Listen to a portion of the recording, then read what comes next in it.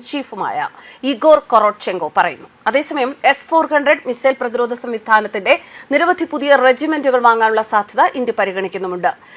55R-6M Triumph-4M എന്നും അറിയപ്പെടുന്ന S-500 Russian ഉപരിതല വായു ബാലിസ്റ്റിക് വിരുദ്ധ മിസൈൽ പ്രതിരോധ സംവിധാനമാണ്. S-400 A-235 ABM മിസൈൽ സംവിധാനങ്ങളുടെ നവീകരിച്ച പതിപ്പാണിത്. Almaz Antey air defence concern ആണ് S-500 വികസിപ്പിച്ചെടുത്തത്.